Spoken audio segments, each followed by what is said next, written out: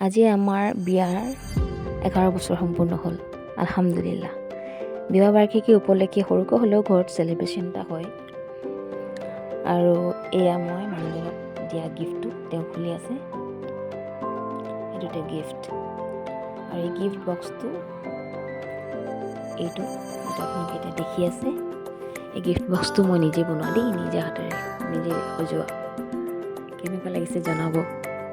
আৰু ইয়াতো গিফ্টটো খুলি আছে। ৰাতিপুৱা চাহ খোৱাৰ সময়তে দিলোঁ গিফ্টটো। এয়া আমি চাহো খাই আছোঁ, এয়া ঘৰৰ বাবে কেক, চাহ আৰু এয়া গিফ্ট খুলি আছে তেওঁ।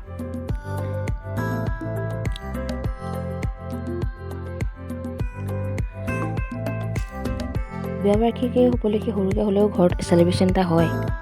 আমি নকৰোঁ বুলি ক'লেও আমাৰ বেটা দুটাই সুধি আমনি লগাই দিয়ে যে আম্মা নানীজানহঁত আহিবনে নাই, আপুনি কেক বনাবনে নাই, সুধি দিনটো পিছে ঘূৰি ফুৰে। এনেও বাৰু কেক বনামেই, কিন্তু সিহঁতক অলপ ছাছপেন্সত ৰাখোঁ। কওঁ যে নাজানো দেই বেটা, এইবাৰ কেক বনাব পাৰিম নে নোৱাৰিম, ক'ব পৰা নাই দেই, সেই বুলিহে কওঁ। সিহঁতে আৰু চিন্তাত পৰি যায়। বাৰু যি কি নহওক, কিছুমান মানুহে কয় যে কেক এটা বনালেনো কিমান কষ্ট, জনা মানুহৰ টাইম নালাগে। কিন্তু বনোৱাজনেহে জানে যে কেকটো বনাব গ'লে কিমান যে পাকৈটো গোটেই মেচ হৈ যায়। সেয়ে অলপ দেখাই দিছোঁ আৰু। যি কি নহওক, মেচ হ'লেও মোৰ মৰমৰ ধুনীয়া কেকটো বনাবই লাগিব, অলপ কষ্টটো কৰিবই লাগিব, নহয় জানো? কষ্ট নকৰাকৈ জানো কাৰোবাৰ মুখ ভৰে?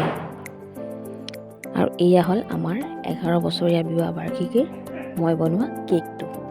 এয়া পাহ ফুল, এইটো হয় কেক। কেনেকুৱা হৈছে জনাব পাৰিব দেই। আজিলৈকে ৰাখিছোঁ, বাই।